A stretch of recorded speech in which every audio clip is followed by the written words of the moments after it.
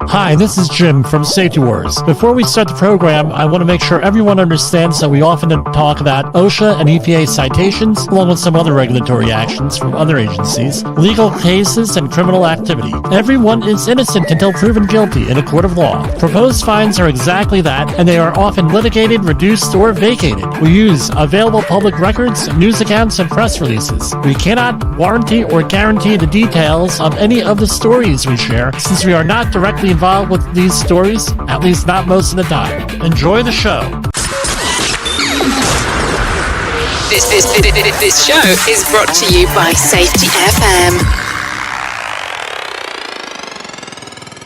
From the border of liberty and prosperity and the highway to the north, this is Safety Wars. Had a bad couple of days here. The border of liberty and prosperity did not go too well. We are a community in mourning here. Our opening has the statement, and you heard it. We are not part of the story, at least not most of the time. Today is not a day like that. Today we're a small part of the story. Like everybody here in our community of New City, New York. Today, we are memorializing Ornela, Gabriel, and Liam Morgan, victims of a murder-suicide committed by their father. We're going to share some thoughts from my friend Kenneth Grasso. He's the CEO of Catalyst Peak Ventures and someone who I am fortunate to call a friend.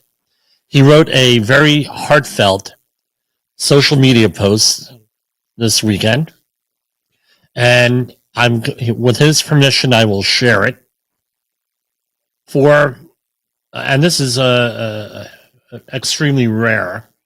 I don't have words to express my feelings on the subject, at least not anything that would be constructive. Ken always seems to have the right words to be constructive, and with his permission, I'll share them. I do have some questions. I'm an investigator like most of us other safety professionals.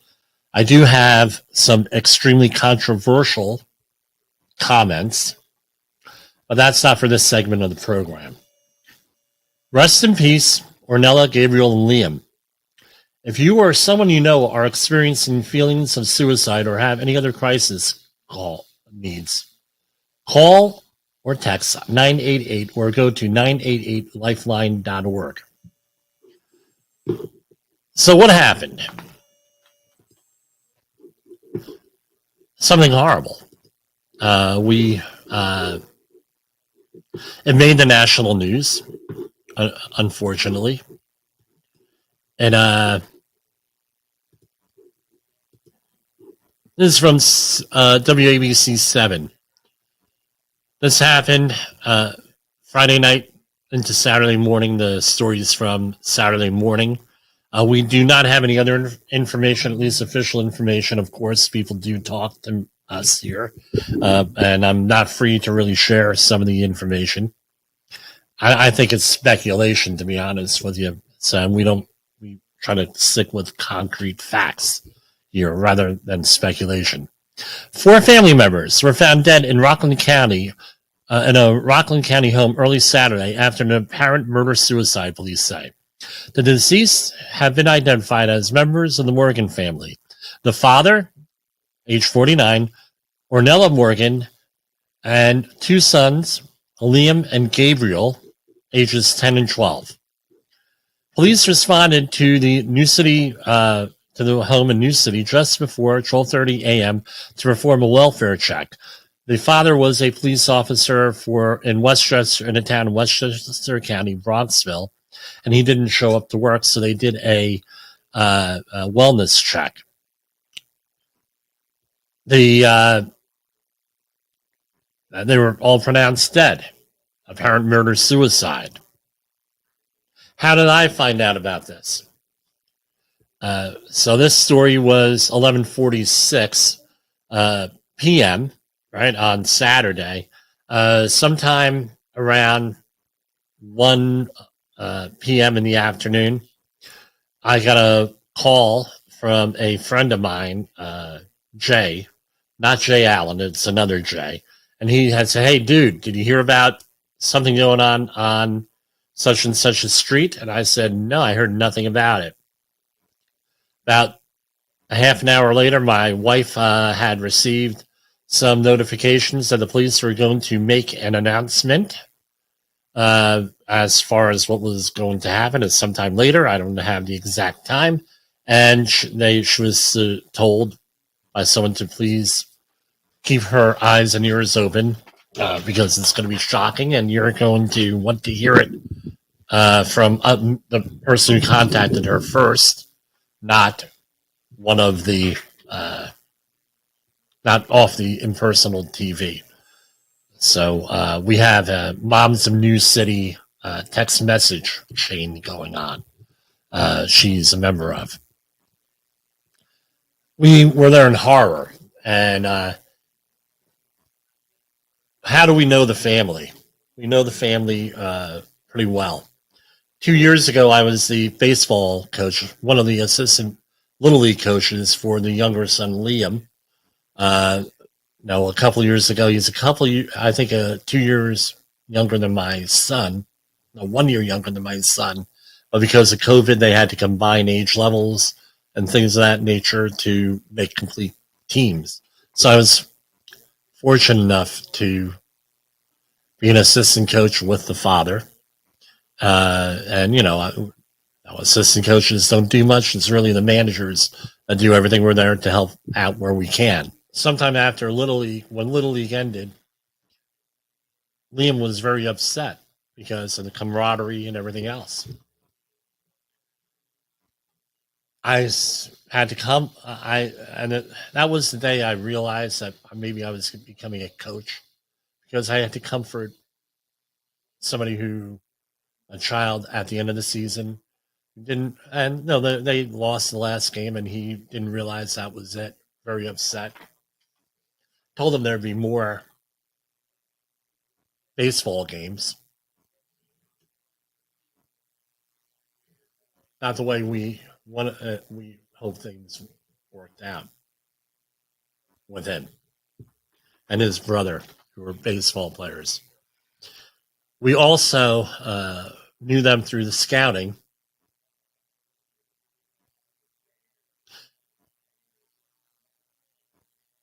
He was Liam, the younger one, 10 years old, was a Cub Scout.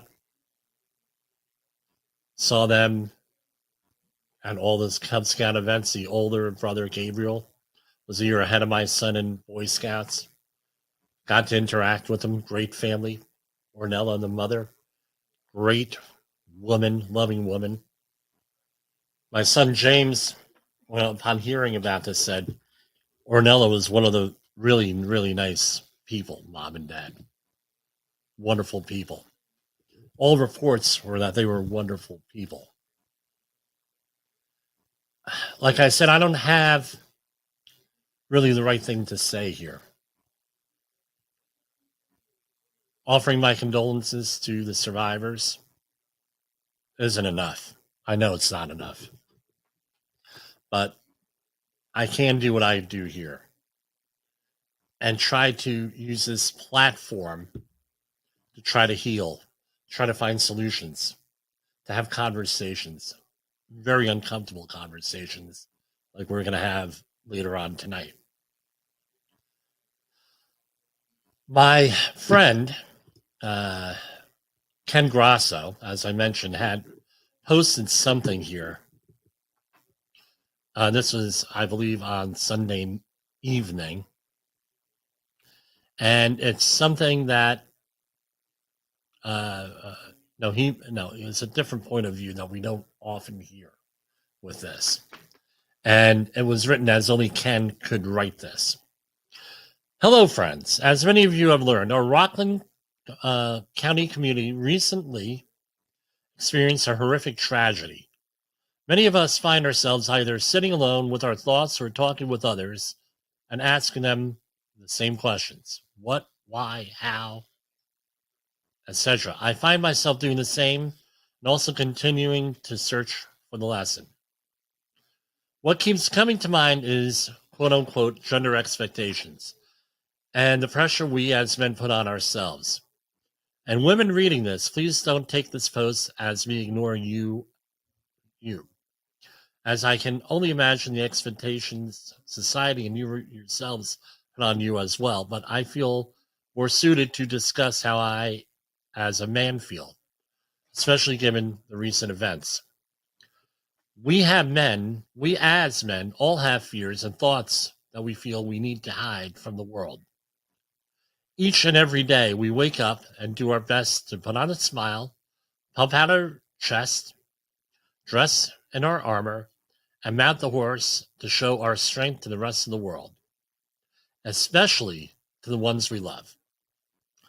We want to be their rock, assure them everything will be okay, make sure they are safe and that they feel loved.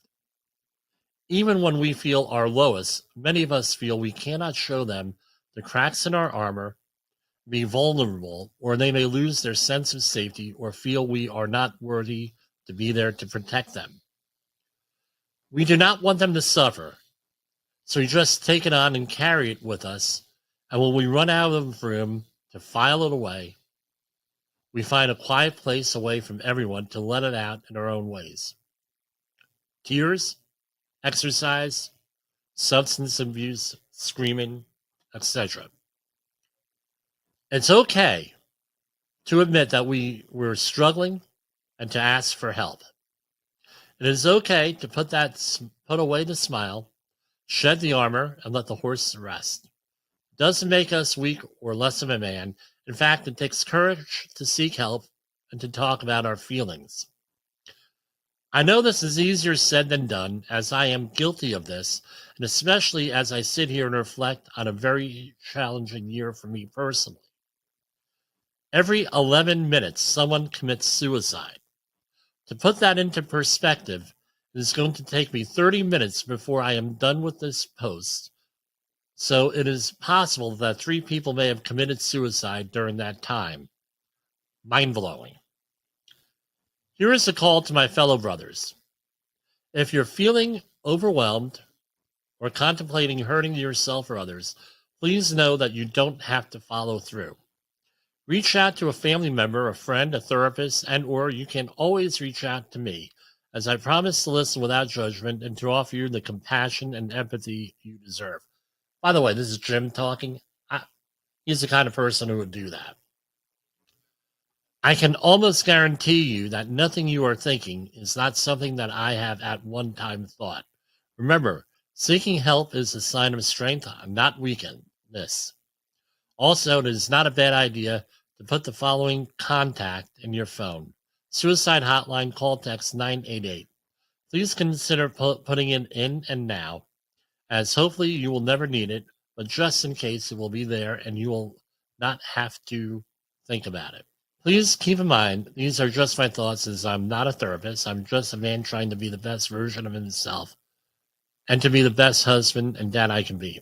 May Watson, Ornela, Gabe, and Liam rest in peace.